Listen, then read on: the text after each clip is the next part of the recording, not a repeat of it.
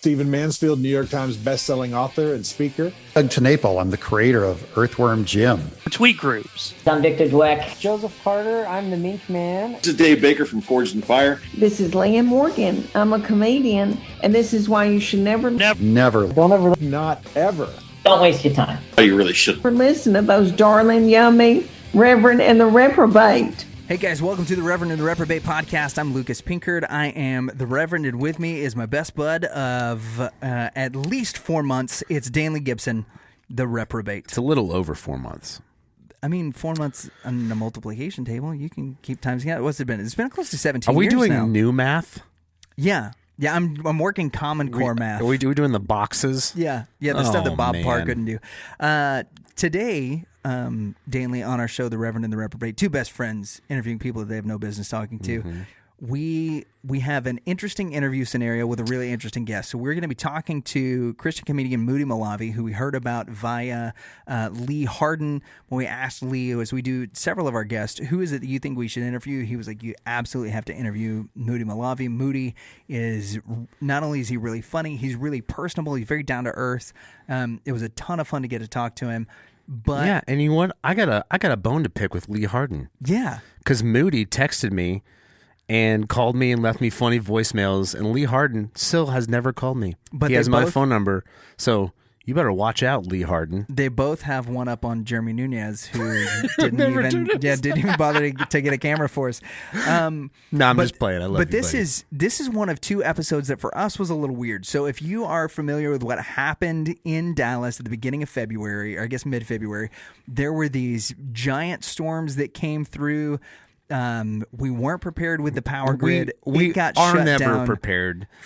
We're never prepared for cold. Every 10 years. Tornadoes, hurricanes, heat, we can handle. Cold, we didn't have what it takes. If the sun crashes down here, then it's fine. Yeah, it's totally cool. We'll handle it. Yeah. But you send a couple of snowflakes our way, and we're like, hey, send those back. Also, you don't have power for the next 3 days.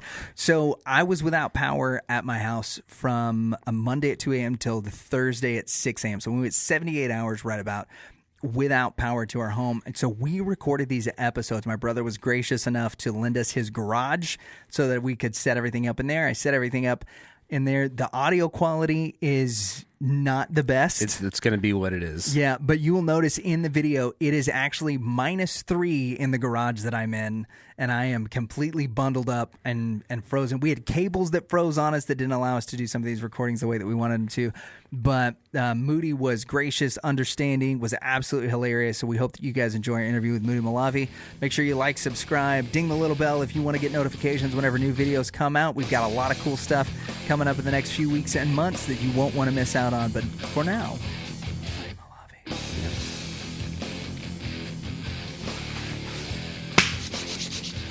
Well, all right, everybody, our Reverend and Reprobate fans, welcome back to another episode, this time in the cold, cold garage of my brother's house. And we're doing this one a little different than what we've done in the past. We are all distance as Texas has part of the power grid shut down. We've been without power for, I think, right at 42 hours right now.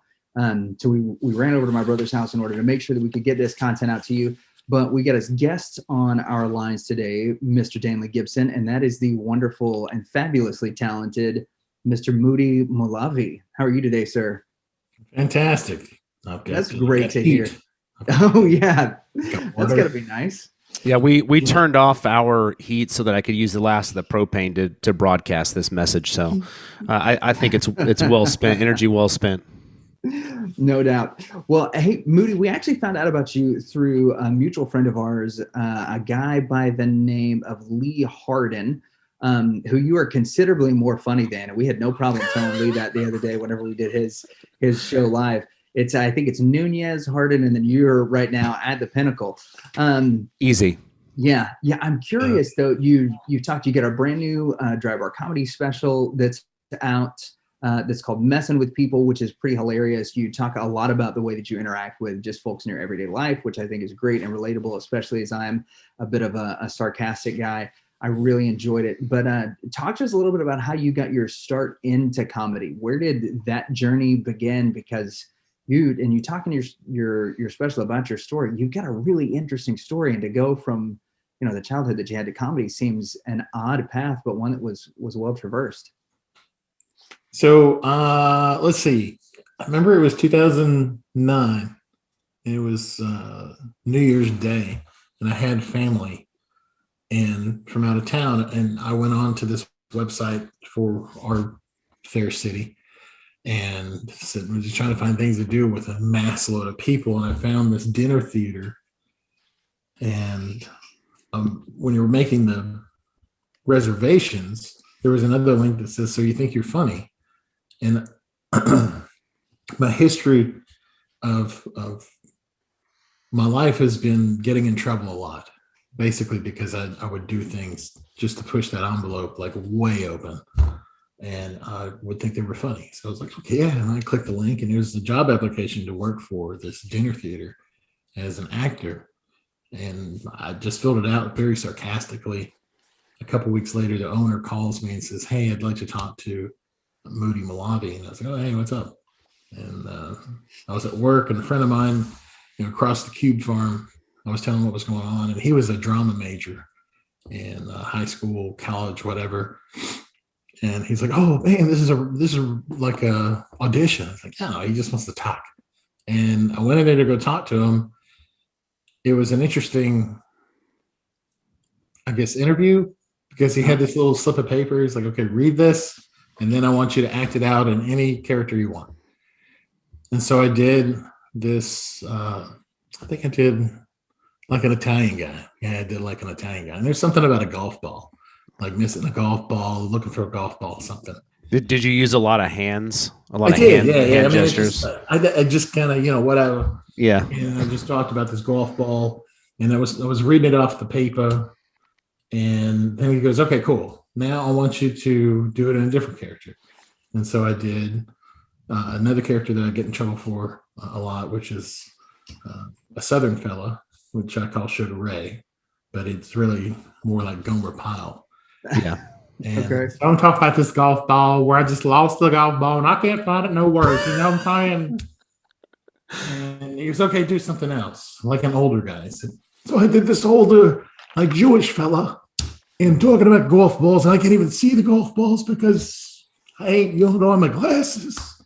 And so I just kind of improv my way through it. And he goes, okay, cool. I'm going to cast you in this redneck Italian wedding. Wait, what? A redneck Italian wedding? Yeah, it's a murder mystery show. So okay.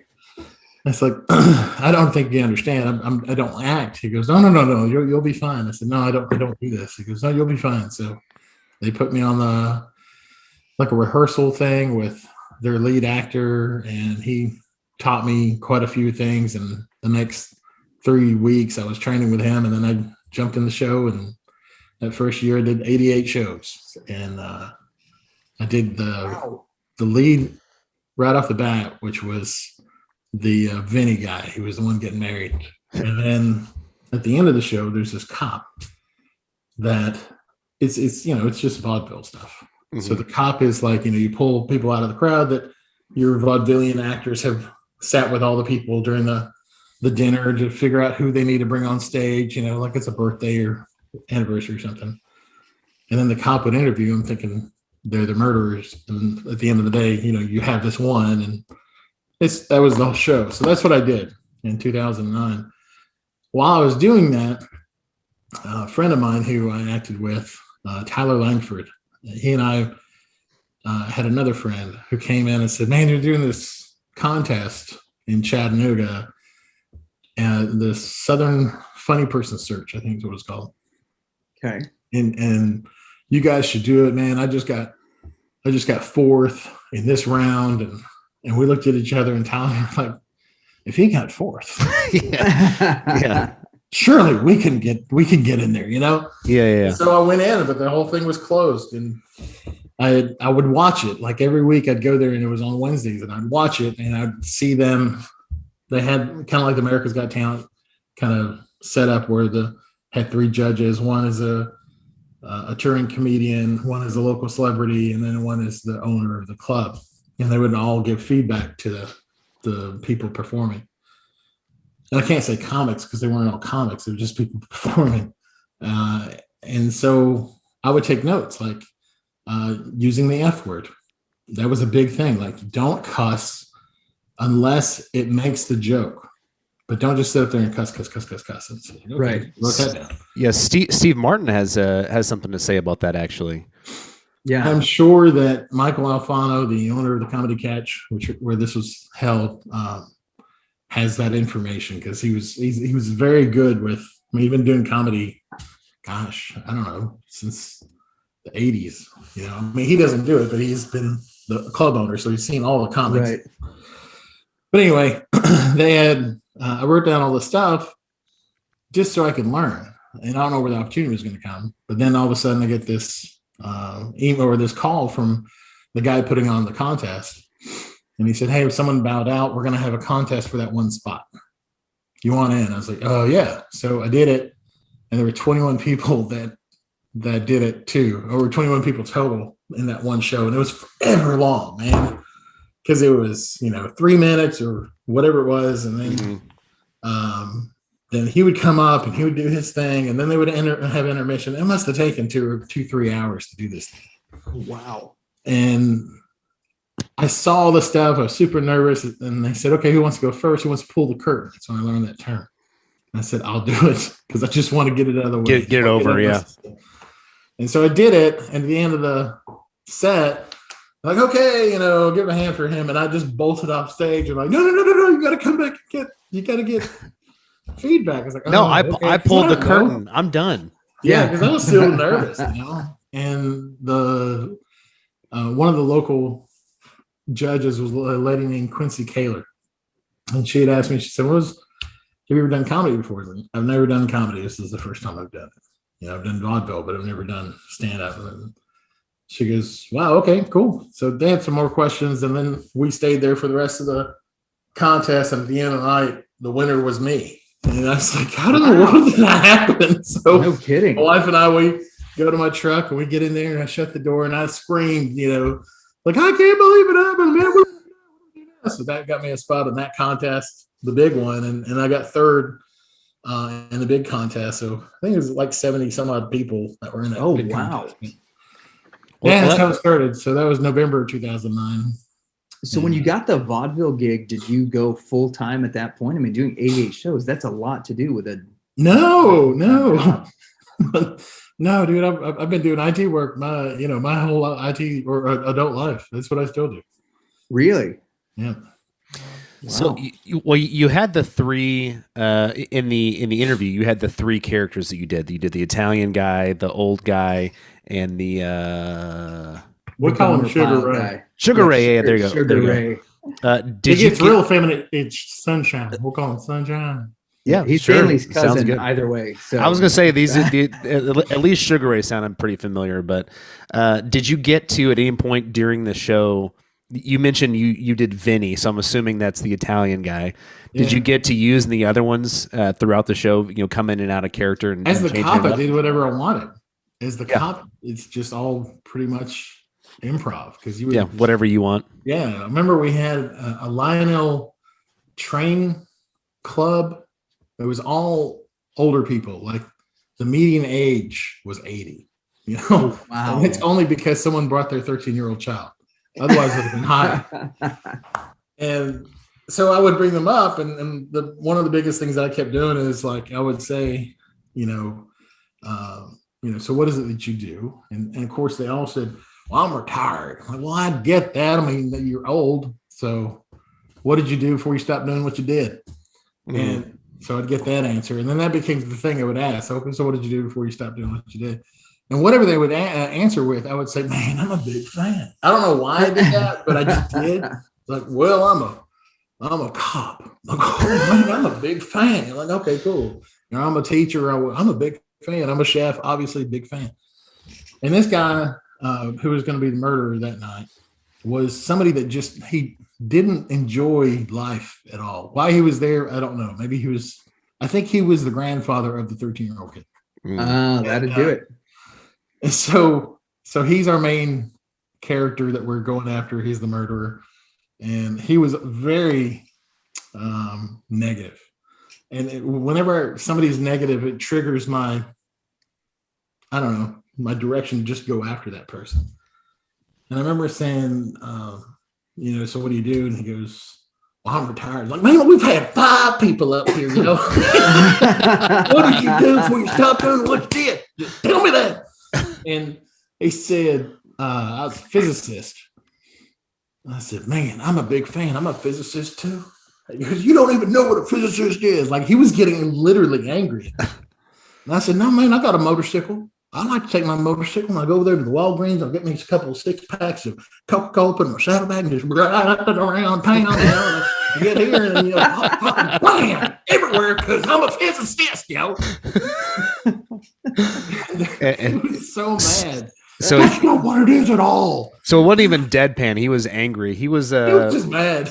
Like, would that be a heckler for vaudevillian actors? Someone that's there and just he's just not having it. Yeah, and I was like, so then I said, well, yeah, I know you're the killer because you sin. And he said, I don't sin. I said, well, that's why you're bald. Don't you understand that balding comes from sinning and not repenting? That's where that is. And now I have something new to say to some of my friends' dads. If you would repent, that hair would come back, Yeah. It was just something fun to do. One of the funniest things, though, the cop uniform that I had, they didn't have anything at vaudeville that would fit me because I'm a big guy.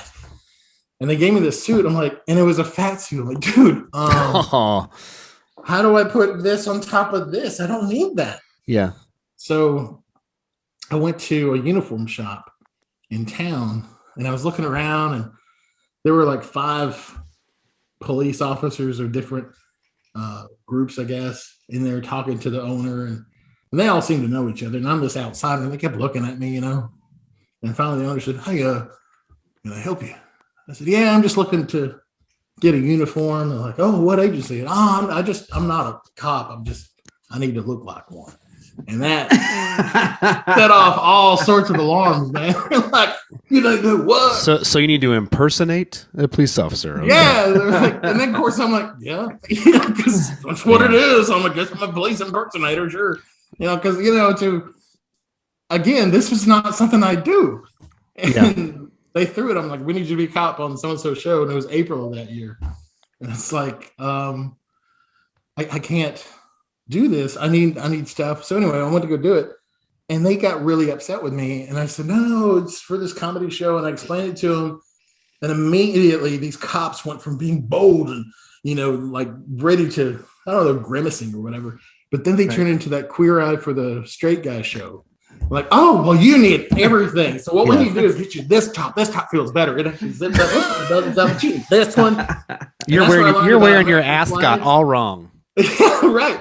So that's where I learned about American flags on the right shoulder. Like that's where the stars need to be towards the heart, no matter what shoulder it's on. Yep. I was like, oh, that makes so much sense.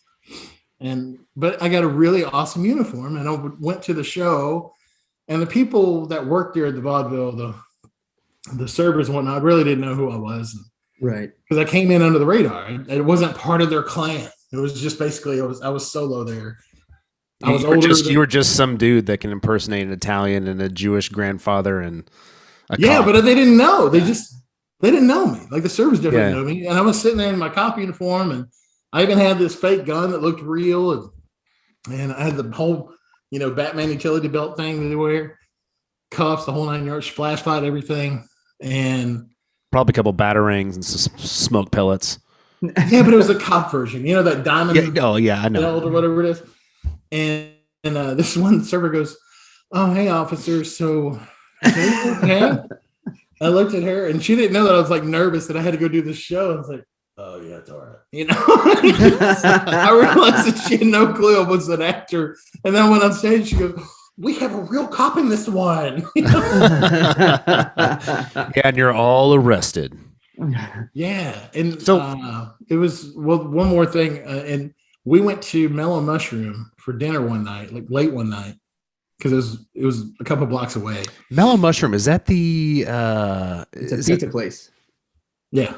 Okay, yeah, that's what I was thinking.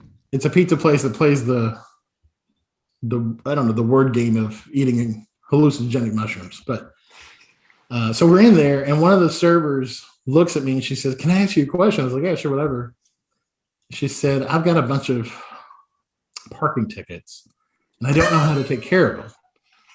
I was like, "Just go to the courthouse. It's right there.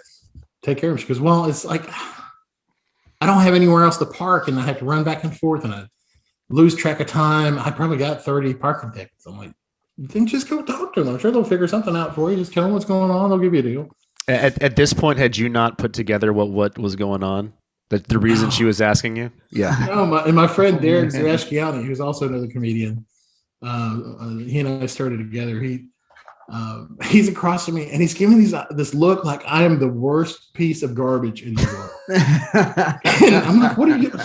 Yeah. So I'm just talking to her. I didn't realize I still had this stupid uniform on. Oh man.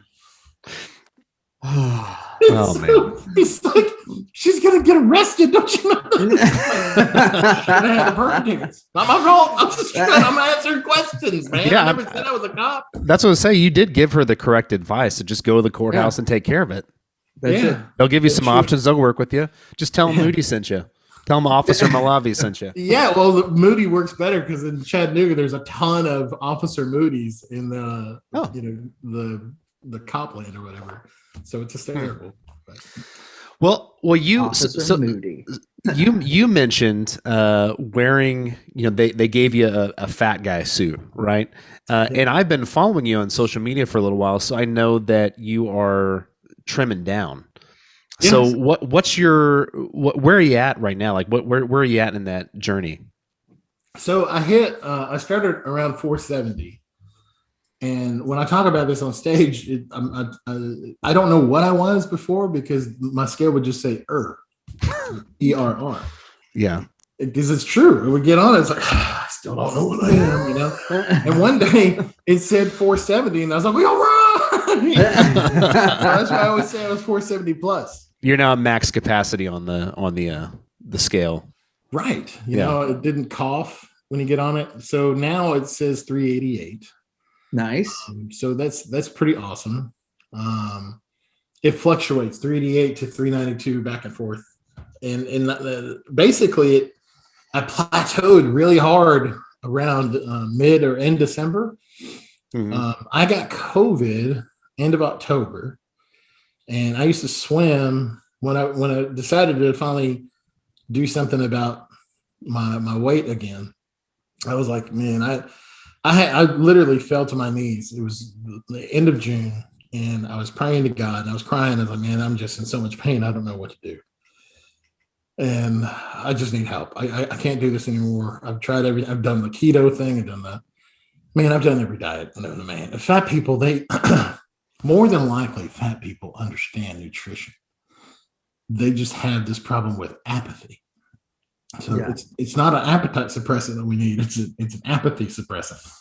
And that's where I'm at, because no matter what I did, it didn't stay off. Or, I would always find this, I would justify not doing it anymore. My sciatic pain was so bad. I could not sit in a chair for more than a couple minutes. I couldn't stand. I couldn't sleep. I couldn't do anything. And I had back surgery. I spent, tens of thousands of dollars in the course of 4 or 5 years to try to get pain relief. And I never got it. Even a back surgery that went wrong. But then a week or so later, my wife is saying, "Hey, here's some diet things I want to do. Would you look into them with me?" And she brought up one in particular. And I was like, "Well, I know that one because I had a comedian friend do it. So yeah, let's try that." She was super successful. Which one was it? It was keto? Noom. Okay. Noom. See, can you explain what Noom is? Because I did keto for a while. I've never even heard of this one. So Noom is spelled Noom, like November, Oscar, Mike. I know it's Mike, but it should be Maya, right? I agree. So in reality, it's just it's a lot of psychology of teaching you why you give up, why you justify eating the wrong foods, and also look at the foods that you've eaten and realize that what you eat normally isn't wrong. It's just you eat too much of it. It's excessive. Yeah. Yeah, portion. So they have some color guides to make it simple, like green foods, yellow foods, red foods. But the biggest thing that they say is no food is bad. So don't worry about the color as much as the calories. So you have a calorie budget that everybody's different. All these people start off with 1,200 calorie diets like a day. I'm like, wow. I mean, 1,200 calories. Yeah, that's not a lot. That's a snack. Yeah, especially for a big guy. Like that's nothing. Yeah, I know. So I was like, okay, whatever. I'll try this. And I start. And the day I started, I was 464 pounds. So I'd lost a little bit trying to do the keto and intermittent fasting and stuff like that. But it just wasn't sustainable because I didn't like to do it. So then I start doing this, and they're like, okay, so you need to get some movement. I'm like, I can't move this. I can't walk. I have this walker that I use. His name is Fred. It's the 4-wheel walker that's got the seat that, I'm tired. You turn around, sit on it, Yeah. And it's the walker that people. There was a lady in a church I used to go to. I called her Sunshine, because no matter what you ever like, if you said, "Hey, how's your day?" She go, "Well, let me tell you what's going on now." So it's like, it's a sarcastic nickname. Yeah, Sunshine, absolutely, yeah. It's definitely sarcastic, but no matter what, it was something bad that was going on. I'm like, okay, whatever. So Sunshine had one of these, huh? Yes. So I've got one of these walkers, and I decided I'd walk around my neighborhood, and pull the pride and kick it to the curb, and just go walk and see how far I can get. And we started off with 300 steps, and then went 600 and 900 and 1,200, adding 300 every day. And now I just go walk whenever I want to because I'm not in pain. So that's awesome. Man, that is awesome. Yeah. So I getting into your bit, your stand up a little bit with Dry Bar, which by the way is hysterical right now. It's called Messing with People, right? Which I know the title has changed a little bit depending on when they re-edit it and they shuffle some stuff around. But anyone listening should definitely go check it out. My favorite bit, and this is actually something that Lucas sent me. Oh man, was when you're making the case for sitting next to the emergency exit, right? Getting sucked out and being able to stop it with how big you were. And you had shared with me a little bit of a funny tidbit, and I wanted you to share that with Lucas, if you would, of how you wrote that. Yeah, that one was written on stage. And oh, really? Yeah. So what I would do, like if anybody wants to take the time and watch any of my videos, you'll notice that many videos I will be pitched completely forward during a punchline. And the reason for that is because my sciatica hurts so bad. The only thing that'll release the pain is pitching forward in that position. And when I did the recording, it was actually 2 shows that we did, and they took the majority of one show and moved one joke out of one show and put it into the recording. So they wanted you to do the same bit twice back to back. And that's difficult to do because in your mind, you're like, did I do that joke already? Because you just did. That you just did in the first one. Like, but did I do that in the second one? I don't know. So anyway, I was in a ton of pain. And the reason they had the stool out there was because I said I needed a stool to sit down when I'm in pain. I'm like, okay. So they put the stool out there. And I'm in the middle of this airplane joke, which I've done for a while. And I just keep adding little bits to it. And I thought about, what can I do to pitch forward? I've already run down the aisle. So that was one thing. The thigh-way. Yeah. And I've already done sitting in the chair. That's the other one. And so I had to think of something else, and I thought about, what if I got sucked out the plane? How could I do that? Oh, I could be on the exit row. That makes sense. The door flies off. I can save everybody and keep on going. So there's a movie called In and Out where it shows the cartoon characters in your brain that's having all the emotions. Oh, yeah. And that's how I describe my comedy to people. It's the ideas and the physical actions and everything it's all muscle memory and I don't know, lip memory. I don't know, whatever. So it's coming out as I've written them in the past. But meanwhile, my conscious thought is, okay, I need to do this joke. I need to focus on this guy. He seems to be getting it. I need to do more inflection here. I need to be more animated over this side. I got to look on that side of the stage because there are people over there. And that's what's going through my head all the time. I'm in a lot of pain. I need to bend over. Exit row. Yes, door flies off. This makes sense. I've already got the problem with the belts. So they could be a tether where I could be held. I'm not flying out. Yeah, that was hysterical too. Yeah, so let's do it. And so I did it. And it just worked. It did. It worked. When Lee was telling us that we had to have you on, I was like, all right, I'm going to check out some of this stuff, because the only thing of yours that I'd seen up to that point was you talking about how your wife was a rescue. And then you mentioned in a little clip, you're like, yeah, my wife's a rescue. But in that clip, you say, well, what do you know about my sister that I don't know? Which I didn't have the context for, but now I do. So we went back, we watched the one where you're talking about the exit row, and then the next one that I saw, because after that I just said, you know what, I'm going to watch the entire special. You are in such a unique marital situation, and I've got some friends that are in one very similar. So their parents, my friends, they're awesome people. They actually go to our church. They're phenomenal. Their parents got married, and they were. I like how you had to preface this, like, okay, I'm going to tell you something crazy. Yeah, they're phenomenal people. Now hold on before you do that all the time. Right. Yeah, so we're in Texas. We're not so far into the Southeast where that's been normalized yet, but there's a lot of crossover. So I sent them this stuff, and they were like, "Oh my gosh, this is so hysterical!" But they were wondering.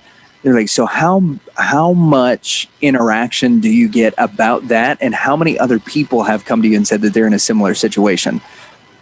Because remember one show in particular, there's a guy named Charlie, and I was doing that joke, and in between sets, he comes out, and the headliner's doing his thing, and he comes up and he goes, "Hey man, you married your sister, really?" And I said, "Yeah, I am." He goes, "Ain't nothing wrong with that, boy." Yes, Larry the Cable Guy. It was great, and I was like, "Okay, cool." So he helped me write a whole new joke. It was perfect. Yeah, for all of our listeners who don't know, Moody got married, and then a few years later, his mother married his father-in-law. Is that correct? Yeah. So my wife and I have been married. We'll be 23 years this year, and we've been siblings for 19. That's awesome. Yeah, so this couple, their parents were dating. I think it's the same thing. His mom or her dad, they're dating, and they decide that they're going to get married. But they introduced the kids, and the kids fell in love. And so the parents got married the same day that the kids got married. And so at the parents' wedding, the minister was like, "Look, do you guys just want to get this over with?" And like, "Absolutely, yes, let's do it." And so they went into a side room during the reception, got hitched there, and then the rest is history. Hold on. What wedding was it? It was the parents, or it was at the parents' wedding, okay. the kids got married. Yeah. So, yeah. That one wins. Yeah. As soon as I saw you talking about this on your special, I was like, "Oh my gosh, I know Moody's people." Yep.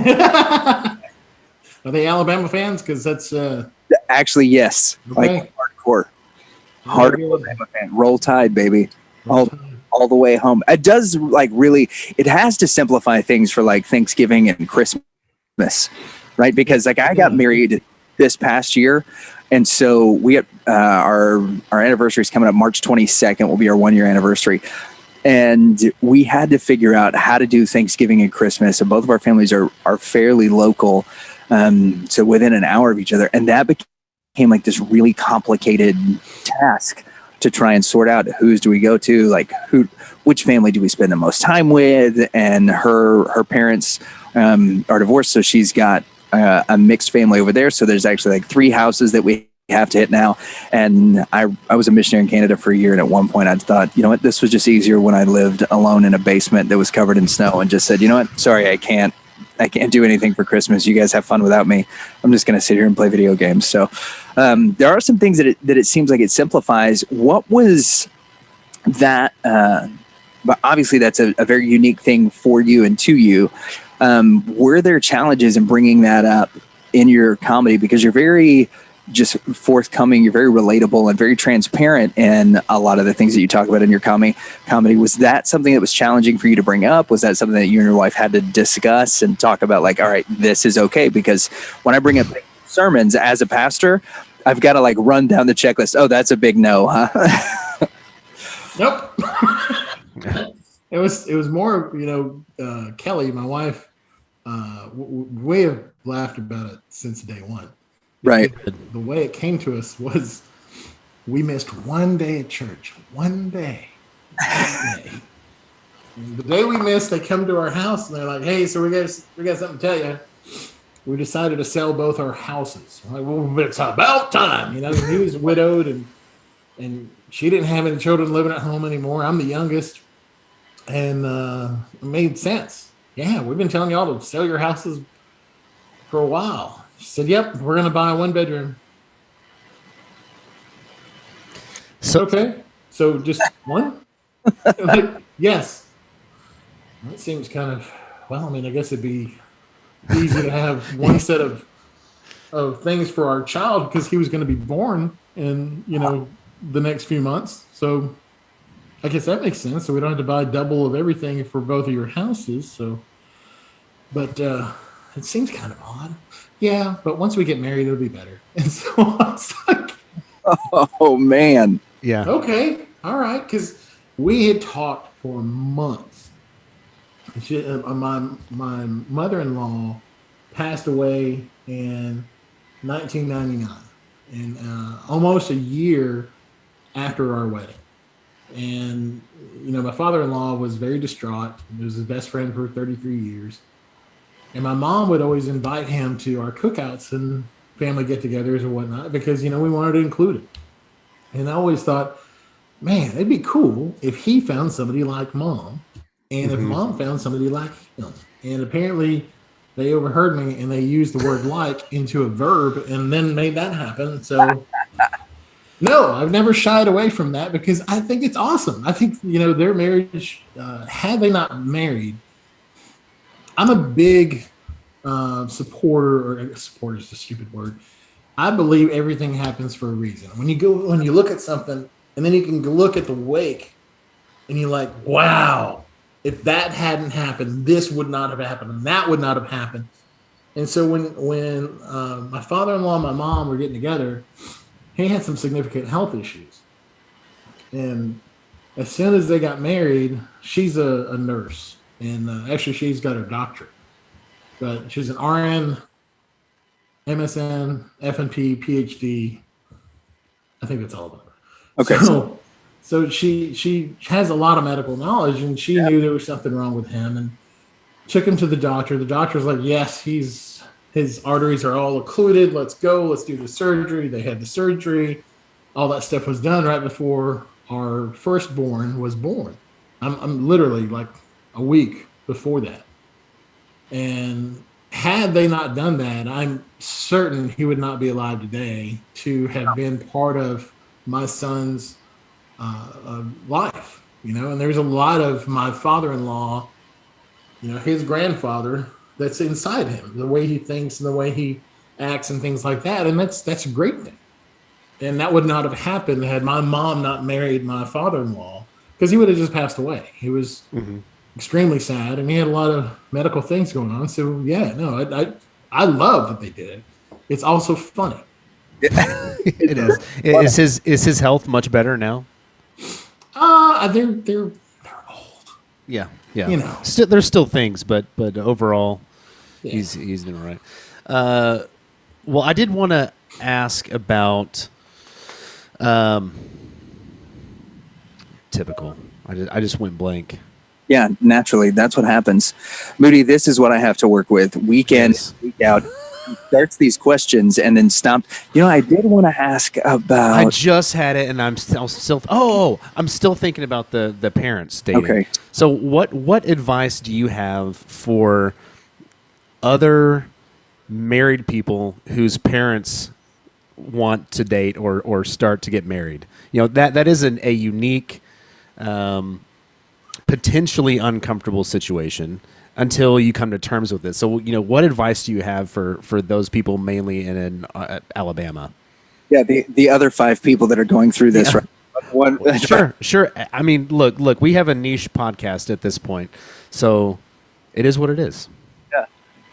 What advice would I have for the children that would be affected by this? Is that the question? Yeah. So you and your wife just get married. Your parents are getting closer, and that's ultimately a cool thing. But I'm guessing you have a moment where you're like, okay, what do we do here? Right? Do you encourage it? Do you not? Do you pack up and leave? I take the corporate America stance. I mean, anybody who's been in corporate America for any period of time, they've gone through, management changes, corporate mergers. That's all that happened. So they just merged the corporations, and now people are wearing multiple hats. I mean, everybody knows that. She's a mom, and she's also stepmom, and she's also mother-in-law and stepmother. And she's got 4 titles now. She had 1 before. My children or my nephews, there's so much that happened because of the merger. It's just asset consolidation. That's all it is. So that's what it is. And you guys, when we got busted for lying around Thanksgiving, because we would always lie. We would say, oh, they do dinner early. We gotta go. We gotta do this and be out of here by 3:00 so we can do dinner over there. And so we would go do dinner over there. And our lie was, oh, they do dinner early. We've got to be out of here by 4:00 because they do dinner over there. And then, by 4:30, I'm at home watching, the Lions. So it worked until it didn't work. And they like, okay, so you like to do dinner early? Like, no, you like to do dinner early. I made an argument. I didn't mean to make one, but it's because of their memory of what I told them before. So treat it like a corporation. You'd set up you'd assign a project manager, send out a memo, and call it a day. Yeah, it's when the company logo changes, everybody's going to figure it out anyway. Yeah. There's going to be a new font. My wife is blonde, and my mom is blonde, and people will look at the names because her maiden name, my wife's maiden name is so confusing. Mm-hmm. My wife's maiden name is Bosworth. My mom's married name is Bosworth. So immediately they think that my mom is my wife's mom because of the name association. Right. Well, actually, no, that's mine, right? Because she was my mom first. Well, yeah, but she's got the maiden name. It's like, well, then, yeah, but she got it after. Never mind. Yeah, that's my mom's mom. That's my mom, and it gets more confusing. Yeah, whatever gets us through the food line the fastest. It reminds me. What was that movie? Was it The Stupids that has the song "I'm My Own Grandpa" in it? Oh man, I don't know what it was, but I think it was Ray Stevens. No, Ray Stevens didn't do that song. But anyway, maybe he did. I don't know. He might have been the originator of the song, and they just used it for the movie. But that was such a catchy tune. Yeah. So there are many comments on YouTube and Drybar, Facebook, whatever, that people say, "Oh, he just stole that material." I swear to God, I did not steal this. I promise you. I'm just living it.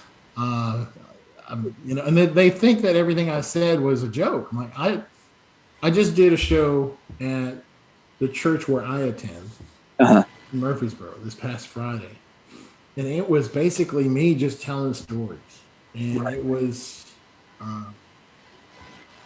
I told story after story. They just all kind of started linking together, but it was fun, and it was different because I talked about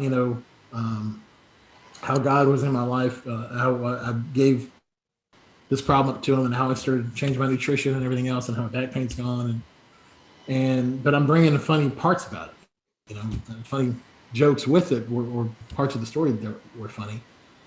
And at the end of it, the people that came by to say hi as you leaving the show, because it was a comedy show. It wasn't meant to be a speaker. They treated me like a speaker, like, I really appreciate you sharing your story with me. I was like, yes, these people get it. I was sharing my story with you. I wasn't making this up. I promise. I mean, I kind of flavor it sometimes, but the basis is true. But you get to a comedy show and people are like, yeah, that's funny, man. That's funny. Is that real? Is that true? It's like, yeah. And they don't believe you. You go to church and tell the same stuff. And he shared his testimony. Like, well, I guess you could say it was, but sure. Whatever. And I enjoy that. I enjoy both of them, but I enjoy that they see it as sharing a story, like sharing your story with us and open it up and being truthful. And like, but in a comedy show, they think it's a lie. Well, Chappelle does that a lot now too. That he comes out and he'll talk for, I don't know, an hour and a half, 2 hours, and there's a bunch of jokes riddled in between there, but it's a lot of just his experience, and it comes across very relatable and obviously hysterical because he's one of the funniest people on earth. He's so funny. Yeah. But that's really cool. I'm looking forward to hearing some of that. So you mentioned that you're working on another special. This was a little bit before. Any idea when that can come out or when you're looking to? I really want to record it this year. We could just call it Moody, the Christian Dave Chappelle. That's what we do as Christians. We just rebrand everything. We don't want like our own. The Christian version of whatever, so you can just be the Christian version of Dave Chappelle. Is that I don't know. I mean, he could be Christian. I don't know. I've never asked him. But, that's true. If we had success in the general market, then we have to shun them. That's how it works. That's what it is. But I don't know. The basis of it's going to be is the being open about this journey of changing what I'm doing. And I think everybody's going to relate to it. I think everybody's going to see that it's very difficult to lose weight, and it's very difficult to change your mindset on what's right, what's not right, and really answer those questions that you've been justifying the bad behavior for years. Because it's people always like, I don't know why I'm so fat. Like, well, because there's this hole in your head, and you put things in it, and then you chew it and you swallow. That's pretty much where it comes from. Yeah. When I had COVID and I was in the hospital, they wouldn't let me eat for 3.5 days because I went in there for diverticulitis and then, I have COVID, so. Ooh, diverticulitis it's no small thing to get over in and of itself. No, and I've had diverticulosis, which is the condition, for 7 years. What is diverticulitis? An inflammation of the diverticula? Okay, so I really don't know. What is it? Is the condition in your intestines? Intestinal inflammation. It's more than that. It's like your intestinal tract will build this cul-de-sac, basically, like that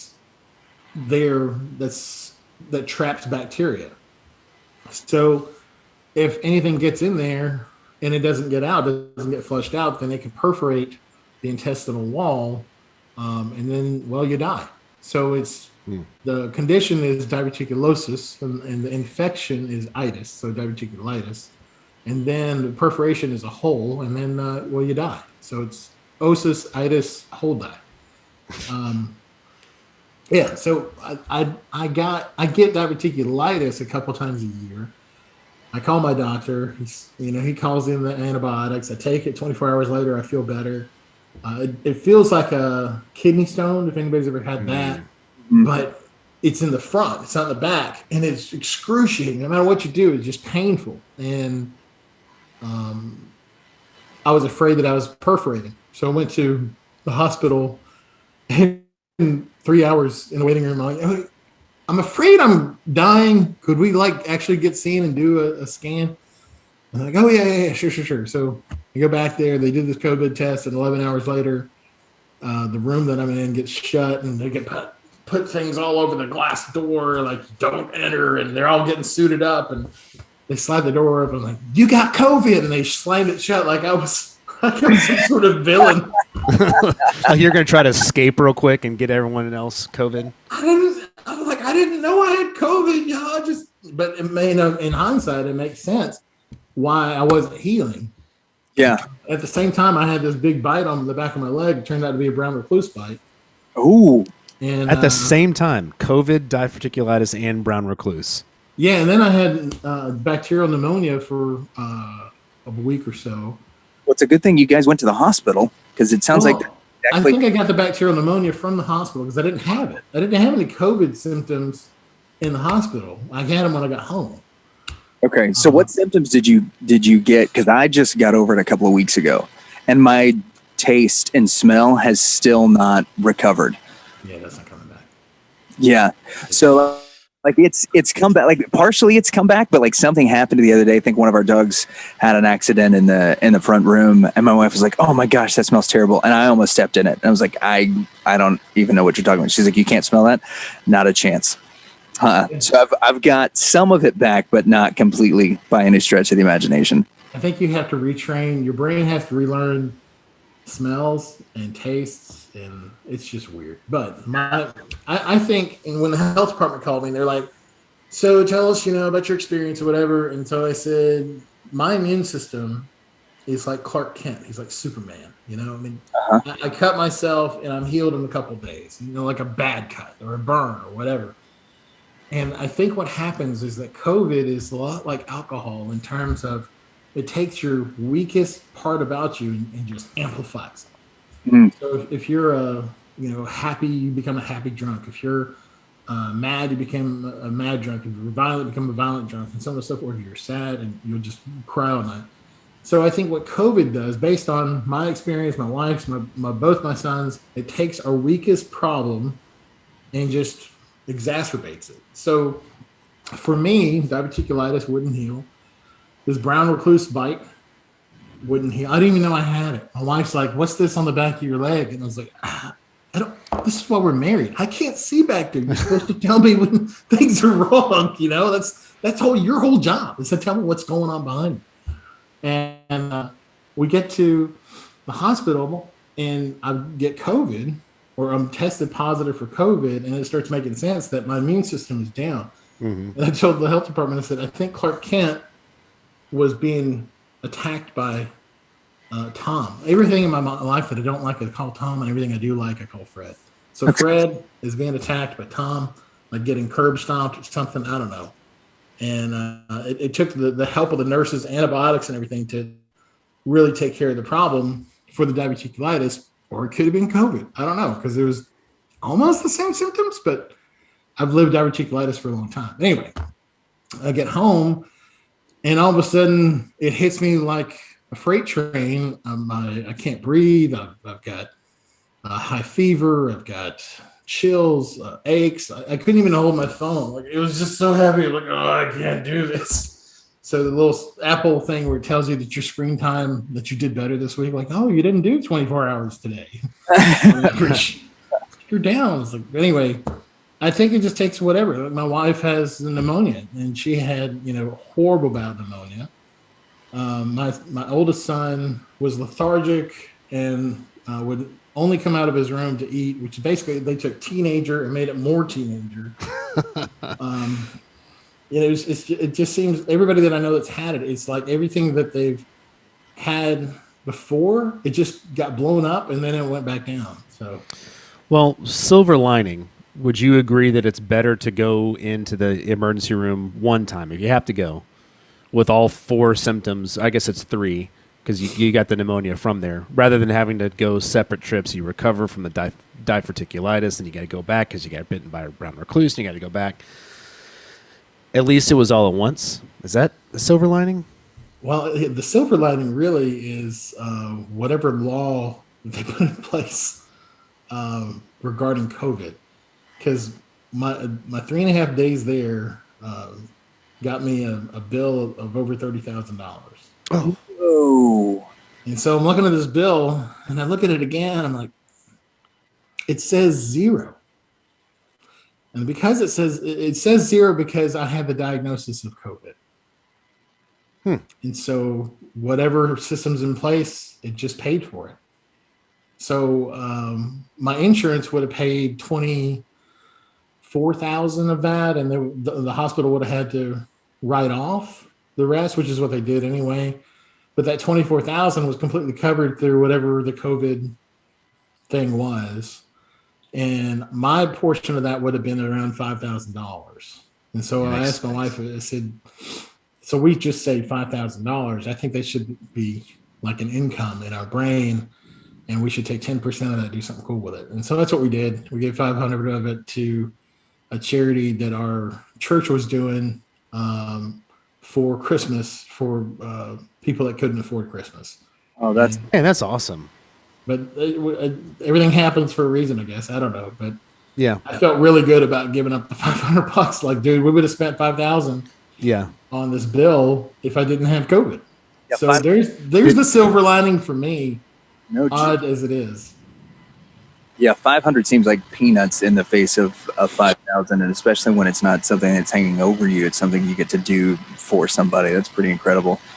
And so as we're wrapping up, we've asked a lot of questions throughout this interview, but we want to get down to the nitty-gritty, which is what we call controlled rowdiness. So we've got 5 questions for you. Some of them will be pretty simple. The first answer that comes to your head, but these are supposed to be rapid fire, lightning questions. And I'm going to pass it over to the reprobate, Dan Gibson, to get you started. I'm going to do my normal stupidness excellence. All right, Moody, we got some lightning round questions for you. Who is the sexiest U.S. president, Jefferson or Roosevelt? Roosevelt.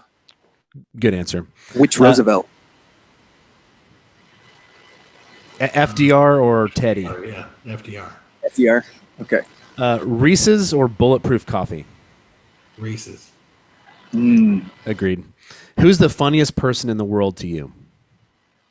Oh man, I got to go with Jim Gaffigan. I love his comedy, so I got to go with that. Your mom comes to you and says, "I can't believe you never told me." ... What did you find out? We've had this conversation, so I'm trying to think. I don't think there's anything she doesn't know. I assume there would be, because you said that you grew up being a trouble kid, but she just knows. Oh no, she understands. Yeah, all that's come out. Like there was this whole thing about selling candy and getting busted for it at school, and she's the one that made me do it. So she. It wasn't a fundraiser. It was just you raising funds for you. Well, okay. Or for her. It was a fundraiser. And I did the fundraiser thing, but apparently I was really good at it. So then I've sold other stuff. Let's keep it going. Yeah, so she's like... Wait, we don't want Q2 profits to dip. So she's... How did you get into this? Like, you make me sell chocolates, woman. Yes. How about you not notice there's a new bicycle in the garage you didn't buy? Where do you think that came from? So, Jolly Ranchers. I sold a bunch of Jolly Ranchers. All right. All right. This is one that may be potentially cut. We'll see.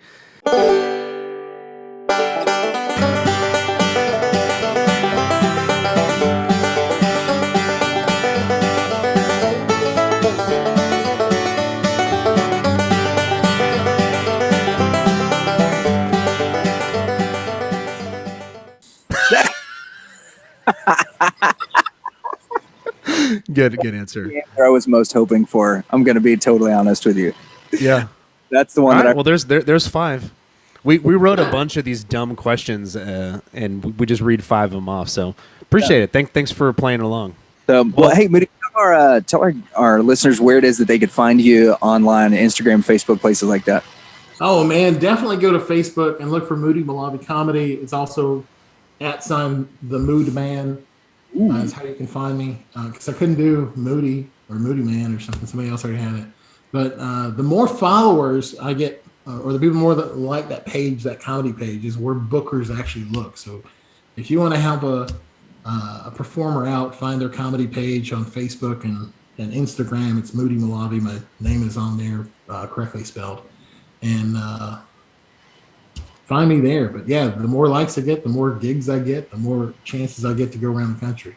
Sweet. And then make sure that you check out YouTube on his Dry Bar comedy special called Messing with People, which is absolutely hysterical. It's worth the more watches he gets on that. Not only does it put a little extra cash in his holiday fund, but it also the more views and things that are on there on those YouTube videos also shows the Dry Bar people that they need to have him back to do another special. So that's correct. That's exactly right. We want part 2. Yeah, part 2 is going to be a lot of fun. Part 2 is being ironed out, so it's going to be fun. Beautiful. Sounds good. Moody, thanks for being on with us, man. We really appreciate it. Yeah, thank you. Okay, so the audio quality was obviously a little off, and we were in a different setting than what we're used to. Yep. But we had on an absolutely hilarious guest who joked a lot about his sister, aka his wife. Yeah. It is a very funny bit that he gets to play into. Oh man, it was so awesome. And I loved how I was trying to play into, okay, so what would you tell someone who's in your situation? And he was like, who else is going to be in my situation? Why are we talking about this? I was like, okay, never mind. I'm sorry. I am the 1 in 7 billion that this happens to. Yeah, It was a dumb question. I was just but he was really understanding about all the questions that we had, and I thought it was really interesting how much he opened up about some of the challenges that have been a part of his comedy, working through the Vaudeville act in order to become a comedian, and realizing sort of I don't want to say later in life because the guy's still young. But this wasn't his first career option. It was something that he kind of fell into and then realized how much he loved it. And then hearing about how much pain he was in during this special, that was fascinating to me. Because if you go back and watch it, you can see that he's moving lean forward. Lot. He is moving a lot. And having been, I mean, you can relate. You've had some severe back pain before. Yep. That you do things and you adjust your body that other people, you hope they don't notice that you're making these big movements in order to be comfortable. I had no idea. Yeah. He had told me that when we before we had filmed, he and I were talking, kind of figuring out if he wanted to come on and everything, and I explained what we do, and we're big fans of his, and I told him, you and I both had watched his stand up and thought it was hysterical. Oh, the guy's great. Especially the bit where the plane door opens and he gets sucked out and he saves everyone's life because he's this big guy. And he said, he had told me at that point, he improv'd that whole bit, and he did it to relieve the back pain. And now that's one of his closing jokes. And I found that incredibly interesting. That was on the spot, made up, to relieve some back pain. Yeah, it was also interesting to me, and I don't remember if he said this on air or not, that the way that Dry Bar cut up his stuff, that it's all out of order. That the jokes that he told are very out of order, and and we've done shows like this. We've done a lot of stuff on camera and editing behind the scenes stuff that sometimes you do have to cut that stuff up to make it look like there's not an awkward silence, or like a joke did land or didn't land, or that there wasn't something that mostly it's my stuff. Yeah. Yeah, I mean, yes, it is. So there's a lot of times where you'll make a comment and then we'll all just be sitting there. Look, and the guest will sometimes pause and you'll be like, let's just go. Don't worry about it. Look, and you go for it, okay? There are enough you go for it if things- it's not live. You just go for it. And then if it doesn't work, so be it. And there are plenty of things that we leave in there that are awkward moments, but there are just some severely awkward moments that we make look like they aren't because of that. Or there have been times where we got into a topic with somebody that really, by the time that we get the interview rolling and we're comfortable with them, well, that really belongs more at the beginning with some other things that we talked about. And so we might move some of those things around. But when you're doing stand-up, and then somebody else is in control of your content, and It's they gotta take be it odd. they take it and move it all around. You have to go back looking at it, and you're like, what? Huh? I mean, you would hope, and Dry Bar did a great job with it because the callbacks and things are all in the right places. It doesn't feel disjointed and out of place. But I'm sure, how many days and months, hours, days and months preparing for this. How many hours ahead of time have you just rehearsed and rehearsed and rehearsed to make sure that your set is perfect, only to come back and now it's in different pieces that are kind of rearranged? Just crazy. But he's still doing a phenomenal job. There are parts of the show that are probably well served to be in the position that they're in, especially as it creates a different environment from the beginning. That it just starts off with a few more jokes versus him saying, "Oh, turn your safeties off on your guns," which is what he was telling us was the original intro. But man, Moody was an awesome guest. It was a ton of fun to have him on. If you are like us and you really love his comedy, one of the things that he needs more than anything right now is for people to go watch the videos on YouTube, watch the videos on Facebook. Especially Dry Bar. Yeah, to go and to like him, because if he gets a certain number of views, he's right at that threshold where they will actually give him a second stand-up special. Yeah, and we've heard some of his new stuff. Yeah, that's to say he told us he's got it. He worked out some of it. Yep. And we want to see it. Yeah, you and it's not stuff You'll that we wanna can see it air. too. You will really want to see it. It's really funny, and I can't think of a better way to support just a genuinely great dude. He's all right. Than to go and to let him be my new co-host. So then go check out his videos, man. Moody was awesome. He would be a great co-host. though. Yeah, he would be for you. Yeah. We've had him on a show a couple of times. You know what? The show's over. Anyway, like and subscribe. Check out Moody's stuff. Thank you guys for watching. Yeah. If you're review us listening on Apple audio, iTunes, you got it. And on Podchaser, if you've got an Android phone, make sure that you give us reviews, comment. It really helps us out. Yeah, that's it. Thanks for watching. We'll see you guys next week. I love you. Hey, my name is Moody Molavi, and I want to tell you, you should never listen to the Reverend and Reprobate, because I don't know what reprobate means. And it kind of sounds like it's wrong, like a reprobate. I don't know what probate means, but I know it sounds like law. How you doing?